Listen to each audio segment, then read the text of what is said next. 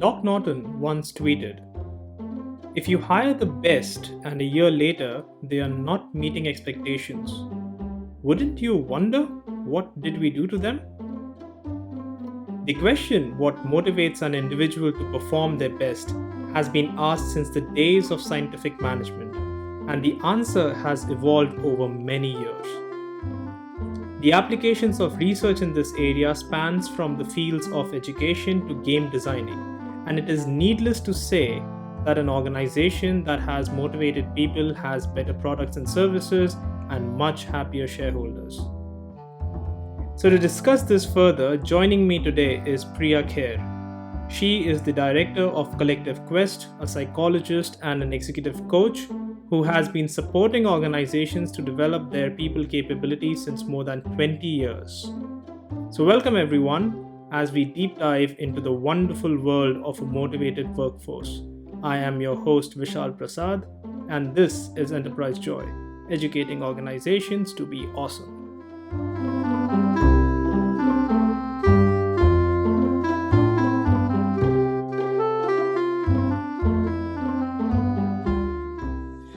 And welcome, Priya.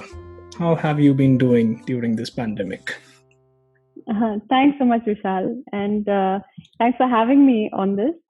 My pleasure. I've been good. I think we've all been managing quite effectively after that initial first few weeks of being completely thrown off our game. So, yeah, I've been good, and work has been good too. Right. How are you managing your setup right now? Considering that you do a lot of executive coaching and training, how does it get managed with this new setup? Yes, initially it was that first thought was, what do I do now that we are not, able to be face to face with anyone? But I think there's a very quick transition to converting all our training to virtualized sessions. The coaching has moved to virtual sessions. One of the things we try and do is make sure that we, as far as possible, have this face-to-face connect the way you and I connected right now. So, with videos on does make a lot of difference. And we also found that actually, I think one of the things I have been most amazed by is how resilient everyone has been in their own ways, how everyone has, kind of risen to this challenge, adapted so rapidly, things that we just talked about earlier, learning agility, mental agility. We've just put it into action and we are seeing it from everyone. So the clients, participants have all been game to go with the virtual sessions. We've been able to recreate and still make it interactive. We've also created a digital learning platform. Nice. So in these 2 months, that was also something that I had, like you said in your post, I had parked on the side and said, this is something that I will do someday when I have time. And so over these 2 months, my team has been really creative, and we have now our own digital learning platform. So nice. So there was this post on WhatsApp recently, right? What led to the digital transformation of your organization? Was it the leadership, the people, or the pandemic? And most of the people said pandemic. Yeah, the pandemic. Yeah. Which one do you prefer, though? Doing things online or doing things in person? And I ask this only because I know a few people who are like really, really happy with this setup. I'm not one of them, but I do know people who are. How do you take it? Do you prefer this one or like the old ways? I'm calling it the old ways. Yeah, it seems like the old ways. It seems like it's going to be a long time before it even comes back, if it does at all. Yeah. I think there are pros and cons. I'm quite comfortable working in my own space and working from home, immersing myself in my learning. So I don't miss getting out for that. But definitely, when I am in the training sessions, I miss a little bit of that one-on-one connect. That when you start having some observation of someone, you want to have a conversation one-on-one. You want to help someone deepen some insight. Those are the things I'm missing. But on the brighter side, I was pleased to find that it was far more effective than I thought it would be. Because we were able to be creative and find ways to still have breakout rooms, group discussions, activities. but I miss that one-on-one conversations to help someone Yeah. just get a little bit more out of the session. I mean, so you were saying, right, that people basically, I found that people have become a little less rude with a lot of things. So they kind of empathize a lot more now because they know that the Yes. kind of situation that we are going through, and Yeah. Yeah. that transition has been uh, Yeah. pretty new for me in a lot of cases. So Yeah. not to say that all of my clients are rude, but Yeah. then there are certain times when you have had interactions with certain people which are now very Yeah. different, and those kind Yeah. of things are like yeah, it's a nice refreshing kind of a taste. Yeah. Okay. It's interesting you say that. We used to say that a common ground is the first thing you try and establish in order to have effective relationships. Oh yeah. And I think this has just brought that to us. You're just all tied together with this common experience, common challenge. Yeah. Oh. But yeah, so keeping that in mind, since you mentioned that yeah, there's a lot of things that you're not missing with, let's say, the learning and everything. So Mm-hmm. with the theme today, the first question I have, excuse me, is uh, what motivates you as an individual? And it'll be nice if you can like share one of your stories which have been driven because of an intrinsic motivation. That'll be a nice place to start.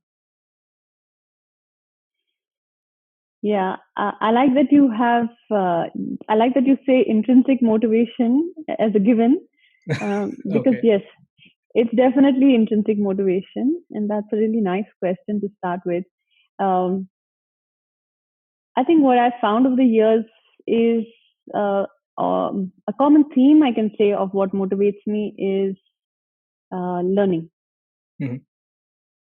and uh, learning. I mean, learning has become the medium, but learning as in helping people use their learning to gain more insight, either into themselves or something around them, and do something better. Hmm. I think what really drives me and what gives me my kick out of my work, energizes me, is when I find that I've been able to create some learning experience that made a difference um, for for the people that I conducted it for. Hmm. And yeah, at the same time, that drives me to learn more myself. I enjoy that a lot. Hmm.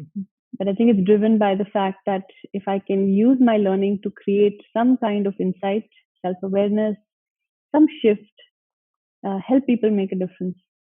Hmm. In terms of stories, I think every now and then I have those experiences that kind of validate and give you that sense of satisfaction with the work you do. Um, when I have so for almost 7 years of my initial career, I was a professor at SMHRD, Symbiosis Hmm. Center for Management. So I taught organizational behavior to a bunch of young people who were probably wondering, oh, here's another subject, and we have to find out about psychology. And a lot of them were engineers by background. Um, but it's always really gratifying when once in a while I'll get either a message or someone will post on LinkedIn that we learned OB in our college years and now I see the relevance, or I still remember this concept that I'm using now.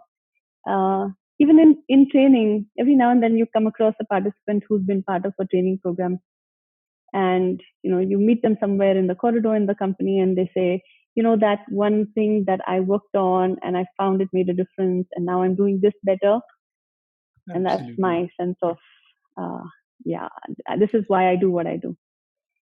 I mean, I remember OB as well. So I don't remember everything that I learned in college. I do remember a few things like theory X, theory Y. I remember that. I also remember type A Yeah. and type B, but I'm pretty sure I'll make some mistakes when I speak about those things. But yeah, since you mentioned that you find people sometimes in the corridor and they'll say that hey, they learned something and that's refreshing. Mhm. That's actually one of my stories as well. So the story of actually coming up with this podcast comes from there, and Yeah. I did blog about it last week or 2 weeks back. So Yeah. the thing with Enterprise Joy is I've had this domain for some time now, and Mhm. the intention always was that hey, I'll do something with it, and the idea was Mhm. always about education. uh, and then last year when you conducted a training for us, and I attended that. You made us do Hmm. the Holland Codes activity, the card sorting activity, which was around Yeah. how do you align your strengths with your motivations. Yes. And that was the time which was like a game changer for me, because after that activity I did realize what I was missing. So I was like, I became very silent, and I remember you coming and asking me just after lunch as to why am I so silent. Hmm. And the only thing that was going in my mind at that time was that uh, there are things that I like doing, like something Hmm. that motivates me, but I don't Yeah. get to do all of that in the Hmm. organization. And that's probably the reason why I was doing professional training at that time, and a year before that. Hmm. And it just clicked that, hey, maybe I do this because it motivates me. Yeah. And then the idea of going into this teaching mode as much as possible has been on my mind since the past, well, since that training, obviously. And the pandemic just happened. And then the best possible Hmm. thing that I could think of was a podcast, because it's one thing that's accessible to everyone, well, Right. almost accessible if you're interested in hearing. And it's a Hmm. good way for me to teach. So we have Enterprise Joy podcast now, which is just teaching organizations these things which can make the work life of their people a more satisfying experience. So yeah, my story actually aligns to you. I should say thank you. That's That's an amazing story. Yeah. yeah. And thanks for sharing that. And I remember reading your post on LinkedIn a couple of weeks ago, and then Mhm. replying to you, Yeah. because again that aligns with what motivates me, is to say, hey, that made a difference to you. And I do remember that so clearly, because when everyone kind of got up for the break, you were still sort of sitting at your table, and you had this I'm look looking of, at my cards. you know, yeah, you were just paused in front of those cards, and you were just glancing down. And I remember coming up to you to say, so, you're in deep thought. And then you shared that, and you said, yeah, I'm discovering that what motivates me is not what I'm spending a lot of time on. Yeah. And I think it's super that you were able to take that insight so deeply and make that shift, Yeah. and uh, if this is the outcome of that, then that's even more This is gratifying. for That's sure the wonderful. outcome of that. So, and that's why I should thank you for Amazing. being here. And I do remember. So that night when I came back and I mailed you to send me the details of the activities, and then you send me the details of Yeah. Holland codes and the Riasec and Yeah. everything. But when I Yeah. did that activity the second time, I took like real examples that fit my context, Hmm. and the answer was still the same. And I was like, okay, I've done this twice. Maybe there is something to it. There's And something. so yeah, that Yeah. was amazing. But yeah, so since we are on this topic, why don't you like, just for our listeners, explain a little bit about what Holland codes are? Yeah. Sure. Um, so it's something that came up as a theory of personality somewhere in the 1970s. John Holland, the gentleman, the psychologist, actually credited with this in the 1970s, created this model saying that there are six types of preferences that we have, and R uh, RIASEC is often the short form that we use for that. RASIC Mm, is Tracy. the way we refer to it. And he said that there are people are for realistic.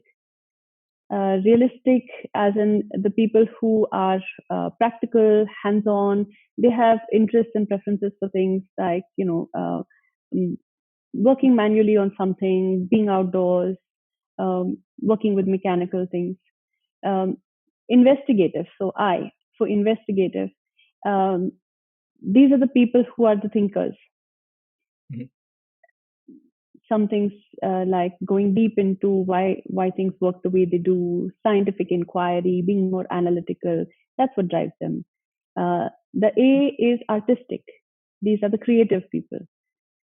So the creative people with interest in anything which is innovative, creative. It can be actual art. It can be being able to use design to create a new product. That's what drives them. Um, S is for social. These Mhm. are the helpers. So social, because what inspires them, what drives them, is being able to work with other people in a way that is supportive, that is helpful. You know, counseling, helping people grow. Those are the things that are their motivators. E is for enterprising. Mhm. These are the persuasive people. What drives them is to be able to influence, persuade, lead, Mhm. be able to take people in a certain direction in the way they want to. And the C is for conventional. Mhm. Conventional are people who are, you can say, organizers. You know, they are motivated by being able to put things into place, systems, processes, um, putting things in order. That's what drives them. So Mhm.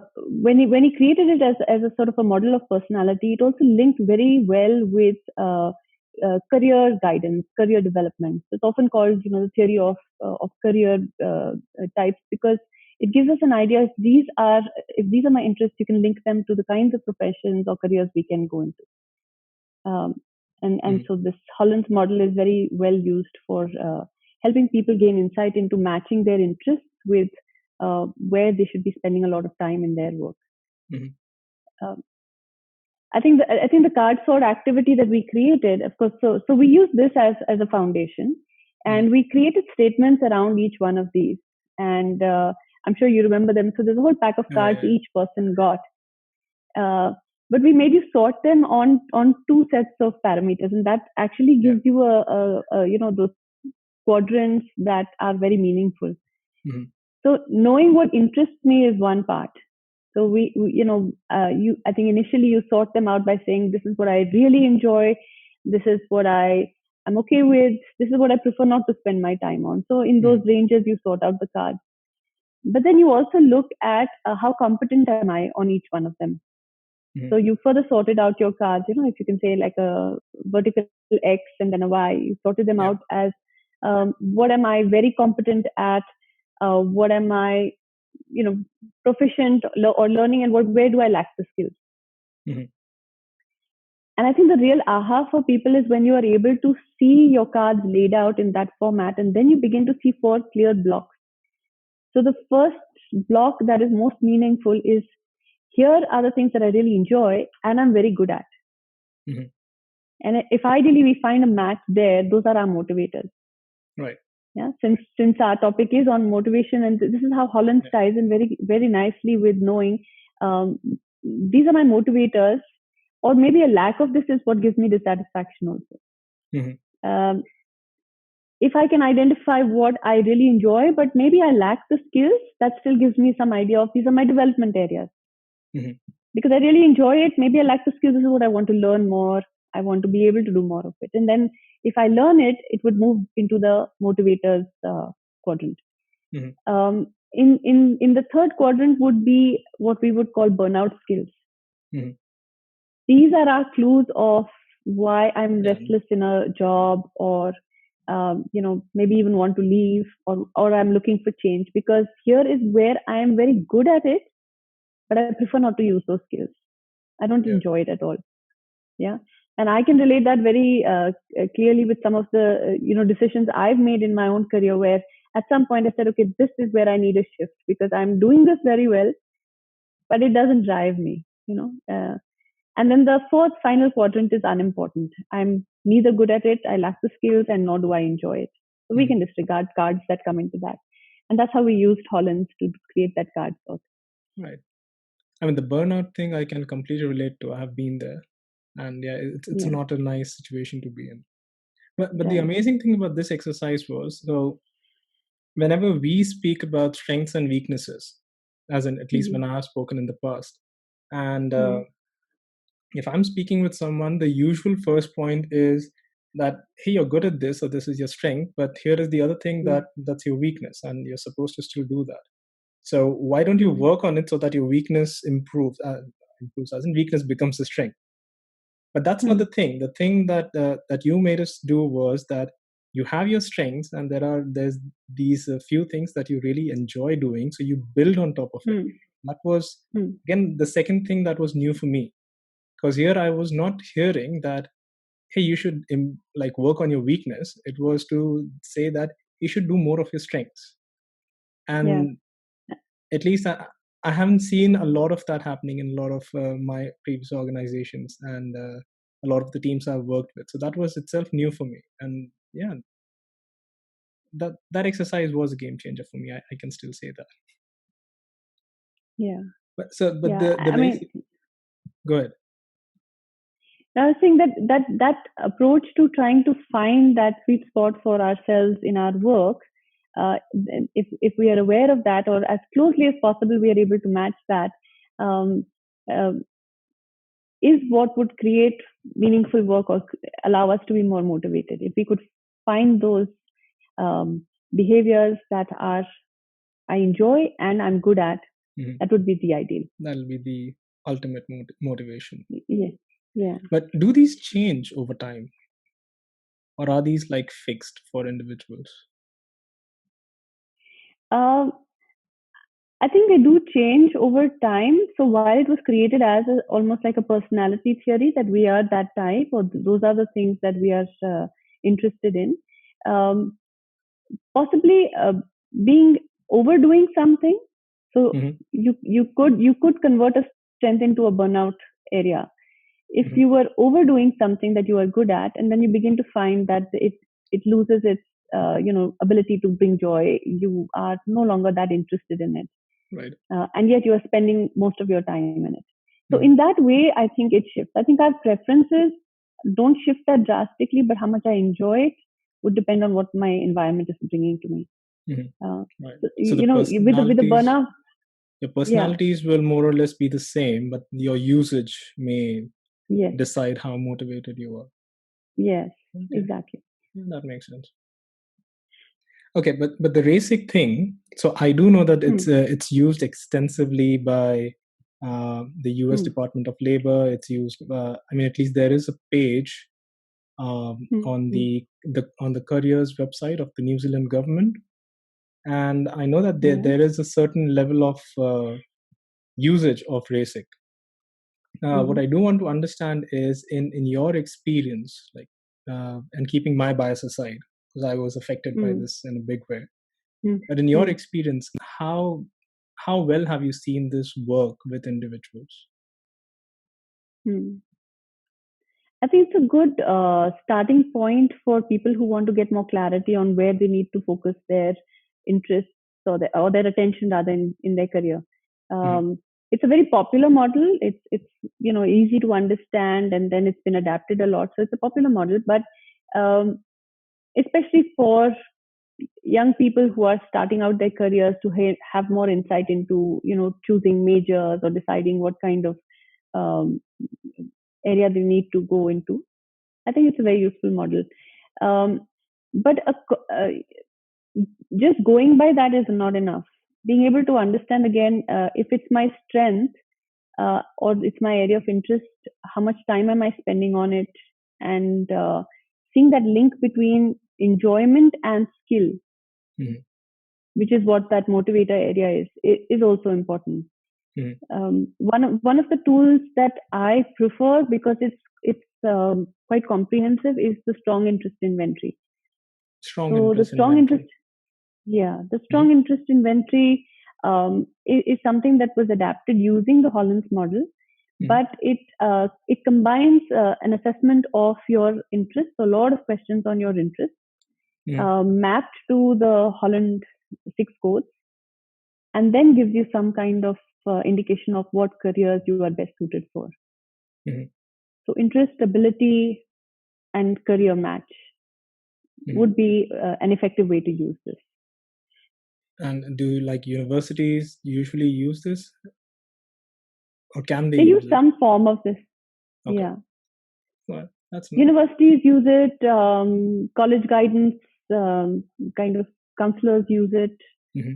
um, some form of it, Hmm. but it's one of the most popular ones using Holland. There are a lot of Okay. online assessments you can do. I mean, you can go online and Yeah. take the basic self-assessment for yourself, but So I don't I know how do have. valid or reliable they are. No, I do have one. So the U.S. Department of Labor, they have their website on which Hmm. Hmm. they have this profiler that you can create for yourself. So I tried it out. Okay. I Okay. haven't seen the results. Uh, But yeah, for the listeners, I will leave out a link in the description so you can also try it out. So they have their own way of going through 28 questions, if I'm not wrong, and then they basically give you where do you fit in the RASIC, and Okay. then the website actually has a lot of job listings. So I think that's a way for them to link the two. Hmm. But yeah, Hmm. so the idea of knowing your personality and linking yourself with a similar kind of a career will motivate you more towards it. That's the idea that goes around it, right? Right. That's the idea. If I can combine what I am good at or my Mm-hmm. area of interest is, if I can combine both of that. So Mm-hmm. I'll give you an example. If I were to take a simple basic assessment, I might come out high on conventional, Mm-hmm. putting things in order, organizing, administrative processes, systems. I might score high on that, Mm-hmm. but I also need a tool that gives me an understanding of how much do I enjoy it. That's my Right. burnout skill. Mm-hmm. That's what I discovered over time is my burnout skill. So I cannot be in a job where I am solely doing that, and or that's the primary area, um, because that's not something very joyful for me. So that Right. people need to be able to make sure that they not only understand what they're good at, but do they enjoy it. Yeah. So not only what they are good at, but they enjoy as well. Let's Yeah. keep that as a mantra for this segment, and we take a short break. And then when we come back, we discuss a bit more about motivating your workforce. Right? Okay. Thanks, Cool. And Rishabh. listeners, stay tuned.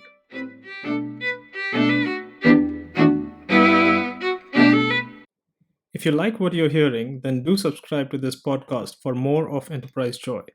You can get a complete list of platforms where this podcast is available on anchor.fm/enterprisejoy or on our website enterprisejoy.com. Folks who prefer a more visual content can save the Enterprise Joy podcast playlist on YouTube. And you can also support this podcast by becoming a patron on patreon.com/enterprisejoy. We are happy to bring great content for you that can help you and your organization be more awesome. Here's more of Enterprise Joy coming your way. Okay, welcome back. I'm in conversation with Priya Kher, and we have been discussing about motivations. And to that, Priya, I do have a very basic question for you. And I kind of know the Mm-hmm. answer for this, but I would like to know the psychologist's opinion about how this works. Okay. So Sure. I know a little bit about the Maslow's hierarchy. So Mm-hmm. just for my reference, there are 5 levels to the hierarchy. The first one starts off with the physiological needs. The second is safety needs. Then you have a sense of belongingness and love needs. Then you have the esteem needs, and finally the self-actualization needs. Right. And the question I have is, uh, the first 2 levels, which more or less we can club as the basic needs, so up till the Mm-hmm. safety, Mm-hmm. uh, more or less can be covered by money itself. So as long as money is in place, I can get all of that. So if I need security, I have a roof on my head and I'm safe, kind of thing. Yeah. Why can't money be the sole motivation for anything with your job or your life? Yeah. Yeah. Probably a question that psychologists have been trying to answer for the last 80 years or so. Um, the relationship between compensation, money, performance, motivation is quite complex. One thing that has been found over and over by researchers is that money is not the main motivator. Hmm. Or let me put it like that: money is not the sole motivator. Uh, and again, when we talk about motivation, what are we saying? We're saying um, people's very focused ability to work towards a certain goal, uh, put in hard work, uh, continue striving towards that even when there are obstacles. These Hmm. are all the elements of motivation. So why do we do that? When are the times that we are able to do that to our best ability? Um, it's not only when we are rewarded with money. That's what research has found. Hmm. In terms of, by saying that the relationship but is quite complex, it's that the importance of money in the rank of what matters to me for me to work in a motivated way. that seems to shift depending on the situation as well as personal characteristics. Mm-hmm. So individual personalities, individual characteristics in, determine how important money is or what money means to me, as well as the situation. So, I mean, if I take an example of what we're going through currently with this pandemic, uh, when people might be facing pay cuts or maybe even losing their job, or at least in fear of losing their job, Mm-hmm. in these kind of situations, and research has found over the last 40, 50 years, in similar times, when there is some threat to my standard of living or my job security, then the ranking of or the importance of money as a motivator does go up. Mm-hmm. But it's not the sole motivator. So far more important are intrinsic motivation factors. And that's what is a consensus. It could be many different things. Again, one size doesn't fit all. So it could be interesting work, meaningful work. You and I shared a little bit about what drives us and what we discovered about our own motivators. So interesting, meaningful work is definitely an important one. Appreciation. For some people, that's a key motivator. Um, Growth, just my general growth, learning, or my growth in the organization. These are some of the core motivators that have been found to be very important. So I do know that there's this theory with Dan Pink, right? So the drive factor, Yeah. and the way he puts it is, if you take the subject of money off the table, as in you pay your people just at least enough so that they are not thinking about money anymore, Exactly. and then everything is pure creativity, if you want to put it that way. So it then depends on the purpose, the mastery, and the autonomy that individuals have. And to be very honest, I have seen a lot of organizations moving towards this route of purpose, at least. Even with Simon Sinek's work of Start with Why and the Golden Circle and everything that came up, there were loads of organizations that adopted it. And the purpose of why for organizations have more or less become clear. Yeah. The individuals, however, may not be in the same space, right? So how do individuals find their own why or their own purpose? Is that something that's equally important for them to like be motivated for themselves, or is it just enough if they have it for the organization? I think the two are related, because I mean, when the organization identifies its why, there are people who are attracted to the organization because it somehow resonates for them. You know, in your own company, where the culture of the organization is so important, and you find a connect between new joinees and what is their why. People are able to be influenced by that. I think an organization knowing its why is important, but an organization knowing its individual's why is also very critical when we start beginning to understand what an organization needs to do to motivate its workforce. Right. So helping people identify what that purpose is for them, and being able to understand it, even if individuals know it, does the organization has the organization tried to understand that? So the organization helping the individuals to identify their why. So since we are discussing about the purpose, and we say that money is not the sole motivator, but then how do organizations identify the whys of individuals, something that motivates them? How does that work out? Yeah. I think for organizations, it's really critical for them to be able to recognize that, like I said earlier, one size doesn't fit all. Even if we begin to recognize that money is not the main motivator, and I think most organizations do understand that now, which is the shift that we've had over the last 80, 90 years. An organization needs to recognize that individuals are so unique in what drives them that they need to devise ways to be able to identify that.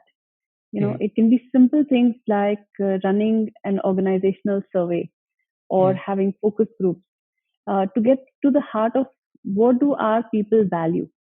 Mhm. And again, we would find themes in that, and we've run a lot of these kind of exercises when we do engagement surveys or value propositions for companies. What do our people value, and what are some of the core themes coming out there? Mhm. And those give us clues to understand that this is the kind of environment that we need to create to have a motivated workforce. Right. But for whether you are leading a team or you're a manager or even as an organization, what motivates me, I cannot assume that the same thing motivates you. Motivate someone else. True. Yeah. So the other two aspects of drive also talks about the autonomy and mastery. And especially with mastery, so I've had this example for quite some time in my head. Hmm. Hmm. We always say that people want to grow. However, I have met a few individuals, at least in the past, Hmm. and when we have spoken about things that what do you want to do next, or what do you want to learn new, or something from that aspect, Hmm. a common answer has been, I think I'll just live with whatever I know as of now. Uh, Hmm. and yeah, that's good enough for me. I'll come, I'll do my job, and I'll go back home.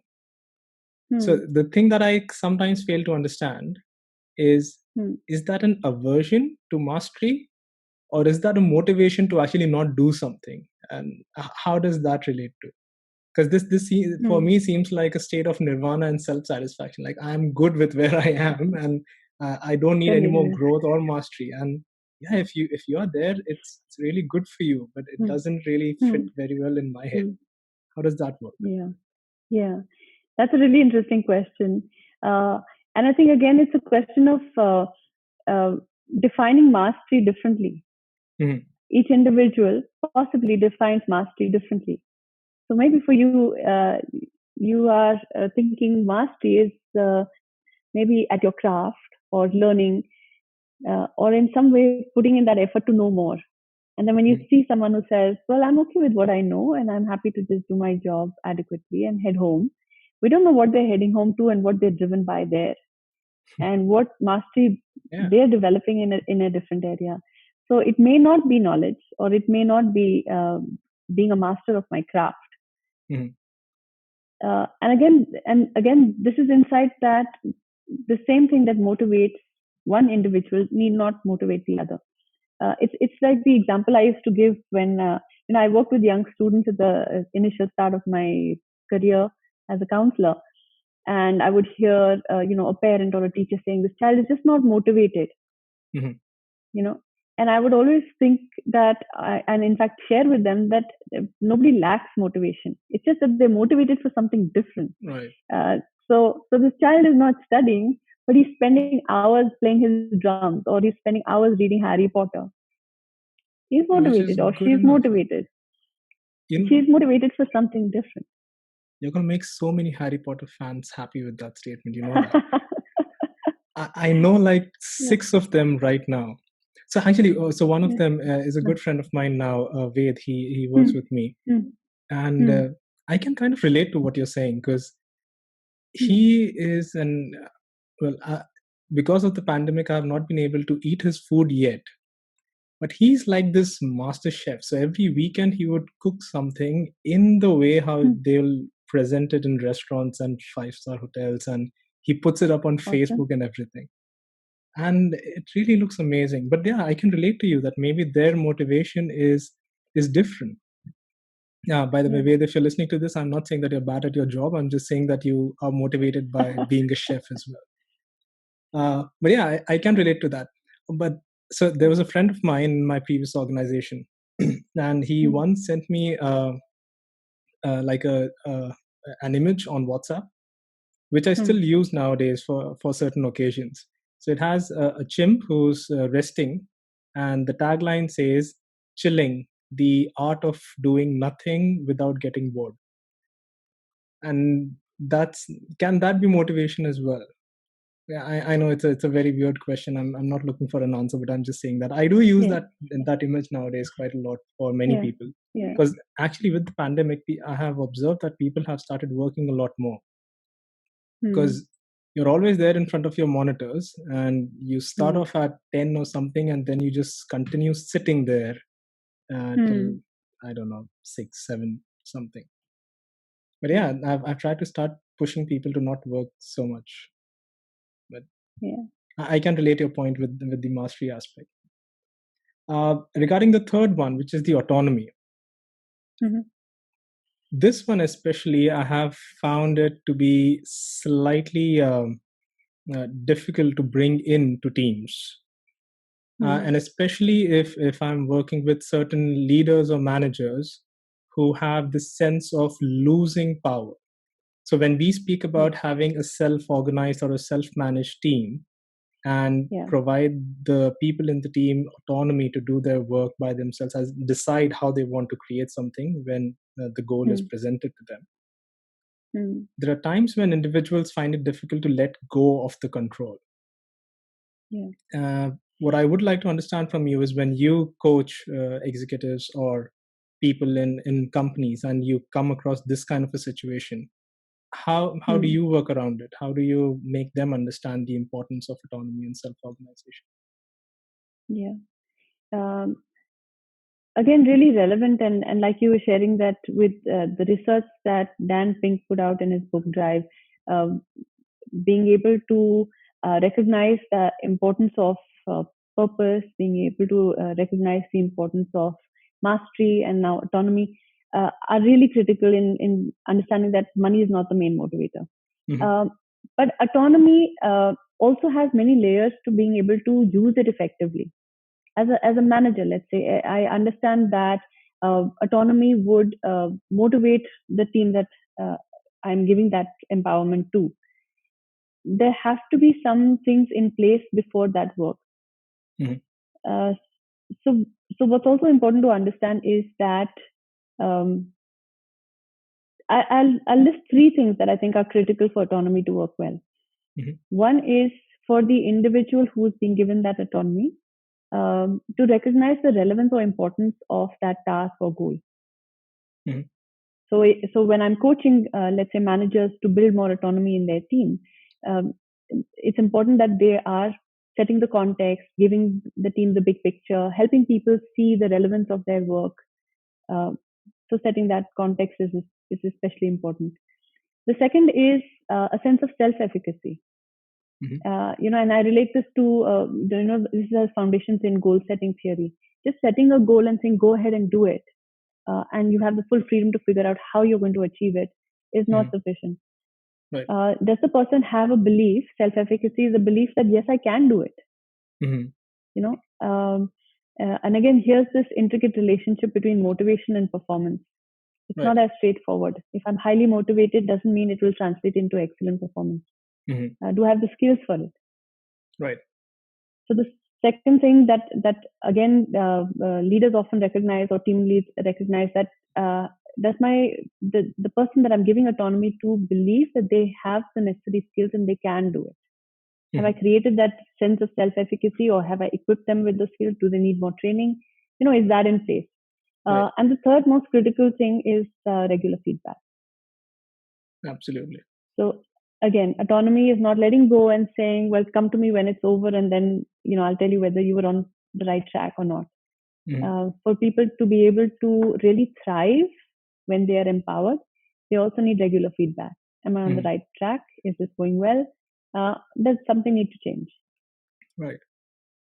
Yeah, so in the last episode, we did discuss about the OKR and CFR combination, and that pretty much talks Yeah, about the same thing. Like, you have a goal set, yeah, but then you have this continuous performance management that has to happen, which comes with right, regular feedback and doing a pulse check and stuff like that.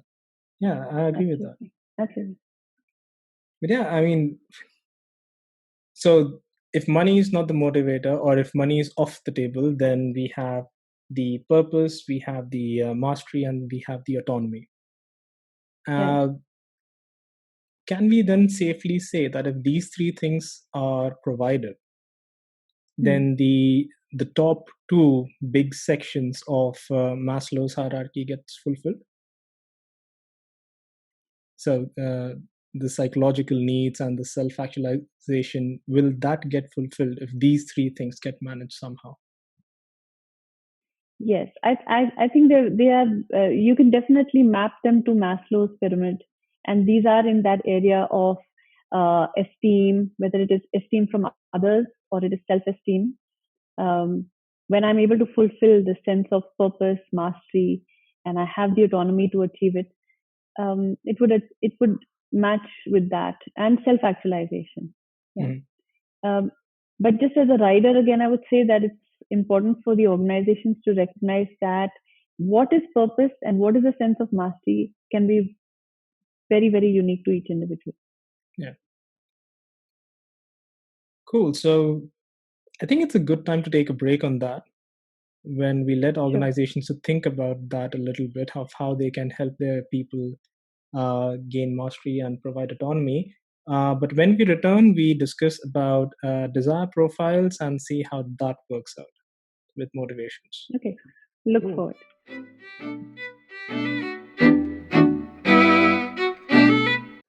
Here's a glimpse for you into the next episode. Since we just discussed autonomy and self organization, on 19th of July, I'll be talking to Sunil Mundra, the author of the book Enterprise Agility. And we'll be discussing the essence of agile organizations and their role in spreading joy for its people. So don't forget to subscribe to this podcast on your favorite platform. And if you have any questions that you would like me to ask Sunil, then become a learner patron on patreon.com/enterprisejoy. Okay, welcome back with me, Priya Kher, and this is the last segment of motivating your workforce. And before we get into the details, I do want to speak about a couple of topics, Priya. And so I did read about this, the principle of pleasure, a few weeks back, and Okay. it kind of talks about uh, why people like the ways people feel happy about certain things. As in, to give you an Mm-hmm. example, there are people who like happy endings in movies over sad endings, even if the happy endings are like completely unrealistic for some reason. And then optimism triumphs over pessimism, and that positivity that comes in, that creates some kind of a desire profile. So everyone has this desire profile, and there are like 16 types, as Stephen Rees puts it. But based on Mm-hmm. this desire profile, you come up with some way of feeling happy, and that's like your principle of pleasure, if you want to put it. And Mm-hmm. I actually wanted to share one of the stories with you, and then get your Yes. views about it. So it happened uh, not very recently, but let's say a few years back. And Mm-hmm. the way the story goes is, so I was working in this team. I was a BA at the time, and I had a tech lead, and who the two of us were responsible for work of managing the work in the project. Okay. And we got this new person in the team, and for some reason, there was a lot of conflict between these two people in the team with Mm-hmm. the way of working, with certain outcomes that were desired by both the people. And I kind of Mm-hmm. saw a few things that did happen. For example, during meetings, I would see that this person, if they would put forth a point, but for some reason the point got challenged, which is fine because you're having a team conflict and you're brainstorming. But if the point got Mm-hmm. challenged, then this person would take a step back, go into their cocoon, and not really follow on with whatever they wanted to say. Mm-hmm. And the conflicts even went to a point where there were things raised about issues with certain things, whether things are happening the way they wanted or not, and stuff like that. And Okay. it really did not affect me so much because I was still an outsider in that conflict. And the Mm-hmm. way I would work with both of these people were still pretty good. So I had good working relationships with both of them. Okay. But yeah, the two of them didn't get along. But then after a few months, things kind of changed. And the change basically came out of movement. So this person uh, who had all of this feedback about having issues, we kind of Mm-hmm. took a long shot, and we said, okay. we need a new lead. Why don't you take up the lead? And then I moved out of the project. I went to another project and someone else replaced me. And then there were these two people, who's the new BA and the new lead, and they came into the project. But then they started running the project and they started providing results. And the results were really, really amazing. When they were able to achieve certain things which I struggled to achieve in like the 2 years that, or 1.5 years that I was in that project. And to an extent where I could now see this individual who was really happy with the job. And this individual was all of that thing where people went into they went into a cocoon when their points were challenged and stuff like that. All of that went away. I could see this new sense of motivation where they were achieving goals, achieving results, managing the team well, taking care of people in the team. All of that happened. The client as well gave a good feedback about them as to they have seen this thing change. And that got me thinking as to what might have changed in all of that. And there are a few concepts that did come to my mind at that time. So one definitely was the extreme ownership, where Jocko says that a leader can make a difference. So it depends on who your leader is. And if the leader is someone who can drive the team, then you will get good results, which I could clearly see. But then the other thing that I did kind of understand was that the desire profile did not really match earlier, in whatever way or whichever reason that might have been. But now the desire profile was pretty much aligned. And it was so well aligned between the lead and the BA who came after me, is that they could work like, so the term that I learned at that time was the work spouse. Okay. So they could work like a work spouse team, and they could really drive and get results that were really amazing. What do you think about what might have happened in this scenario? That's a really interesting example of how I mean, it sort of reinforces what we talked about earlier, that nobody lacks motivation. They possibly just lack the right environment to meet the needs of what motivates them. Yeah. And you see this shift in the way they, change the way they work and the impact it's having. Work spouse is a really interesting term. I mean, I'm really curious about the origin of that, because it's sort of it gives you an idea that relationships between spouses are so complementary and run so smoothly, which I'm wondering who came up with that. But yeah, I think it's a really interesting, and it's wonderful that it's working so well now. Just being able to make a shift in what this person was getting out of their work. So when you're talking about desire profiles, that's one way of looking at it. What a lot of these, we talked about Maslow, we talked about even Holland's model. They're sort of like the content theories of motivation. The what drives me? What is it that I need to put in that intensity and that persistence in my effort? Yeah. And that's possibly what changed for this individual. Maybe they were in an environment where the ideas were not being accepted, or it was not fitting. I'm making some assumptions here. Maybe it didn't suit their personality to stand up and challenge, get into those challenging conversations, to insist upon their view. So they took a step back, which is perceived by others as they've gone back into their cocoon. That possibly in their mind thought that, my idea is not valued over here, or there's no point sharing it. And now you've put the same individual in a situation where they can influence. They can share their ideas, or even drive the team with their ideas. They are heard. Yeah. And so you see how a person can thrive if the environment is conducive to meeting their needs. So I mean, that's what it sounds like to me. For me, it worked out in this situation because there was a change in the team. I wouldn't suggest organization to do that all the time. I mean, that shouldn't Yeah, be yeah, the way yeah, to bring in yeah, yeah, motivation. But then, yeah. still to say that that might still work. That may still be one of the ways of motivating someone to bring the results that they can. Yeah, but I think your story also highlights something that again is really critical for us to remember, both as either people leading teams or as an entire organization, Hmm. is to not make assumptions about what motivates an individual. Hmm. Not make assumptions that the same thing that motivates me motivates another individual.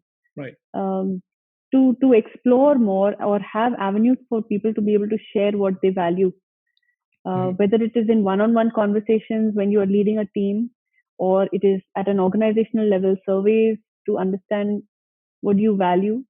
Um, Hmm. it's sort of a word of caution also, the story, to say that you could have gone with that assumption, oh, this person is not very effective. Yeah. If you hadn't had this switch, you wouldn't have seen the transformation. Hmm. So it's also sort of a tale of caution to say, have we explored and asked enough to be really clear in what you value, and then are we helping create that environment that meets those needs? Hmm. Yeah, I think at some level this also goes down to, we kind of trusted the individual anyway. I mean, we trusted Yeah, if this yeah. individual is in the organization and we have seen something Hmm. in them because of which they are in the organization, then yeah, Hmm. maybe the situation is not right and it can change. And I think that was Right. the long shot that we took, and it turned Yeah, out to be great. So yeah, yeah. trust, maybe So a little bit of experimentation. I don't know, but yeah, yeah, yeah. absolutely. Yeah. And the trust was well founded. So it could be a sense of achievement, it could be autonomy, that are some of the key motivators for this individual. And Hmm. then you help create that environment. Then you see the impact when we are in that in a work situation that meets our needs, how we are all capable of thriving. Yeah, cool. Okay, so we have kind of reached the end of our show. But before we go, I would like to know a little bit of your parting thoughts for organizations. What will be your key message for organizations as to what can they do in order to motivate their workforce or create this amazing team that can do wonders? What will Yeah. your take on this be? Uh, I think some of the things that you have shared during this podcast are really reminders for organizations that, one, money is not the sole motivator. Hmm. Just that carrot stick approach that used to be okay in the 1940s or even 50s Hmm. um, is not what drives individuals. It's a good reminder for managers, leads to recognize that. Um, so money not being the main motivator, what is it that then does create that sense? And again, I want to repeat, when we're talking about motivation, it is our ability to work in a goal directed way. But two key important factors for motivation for us to check the boxes and say yes, that's motivation, is intensity and persistence. So how Hmm. hard we work towards that goal, and how we don't give up even in the face of challenges towards that goal. Right. Uh, so for organizations to begin to recognize that what is it that motivates individuals can be quite uh, personal, can be dependent on both the individual as well as the situation. So how do we, to the best of our ability, understand that what, Hmm. or in Simon Sinek's way, the why? Why? Have we made assumptions, or have we really explored and asked? And Hmm. if we can hit the nail on the head and identify maybe a few key factors that are common amongst our workforce Hmm. uh, of what is valued, then how do we go about building that environment, meeting those needs, so that we can have that driven, motivated workforce? Wow, amazing. Okay, with that, thank you very much for being here. To be very honest, every time I speak with you, I learn something new. My key takeaway for this one was for sure the mastery point that we discussed. Uh, Very Yeah, honestly, yeah, maybe the mastery just lies elsewhere, but it for sure lies somewhere. Yeah, that I think every time I speak, I will learn something new anyway. So thank you very much for being a part of this episode. It was really, really nice having you. Thanks a lot. Thank you. Thank you so much, Vishal, for having me. And I want to share from my side that, the learning is two-way. One, your blog, your post on LinkedIn several weeks ago for me was what I shared earlier. My source of motivation comes from knowing that something made a difference. And the other is just having this conversation with you, some of the really insightful questions you had, or some interesting take on things you had, gave me food for thought too. So I think I learned a little bit more about things that I might be very familiar with, but just in the way you asked the question, it helps me too. So I learn from you too. To relearn. Yes. Yes. Cool. Thanks a lot. Thanks and so you much stay for safe. this. That was Priya Kher, and every time I speak with her, there's always something new to learn. Hope this episode was just as educational for you as it was for me. For more of Enterprise Joy, subscribe to this podcast on your favorite platform and on YouTube so you don't miss any episode. Patrons on patreon.com/enterprisejoy get some exclusive benefits, so do check out what we have to offer. The details of our upcoming episodes can be found on our website, enterprisejoy.com, and you can send your feedback and comments to vishal@enterprisejoy.com so our podcast can continuously improve. So until next time, thank you for listening to this podcast. Take care and stay safe.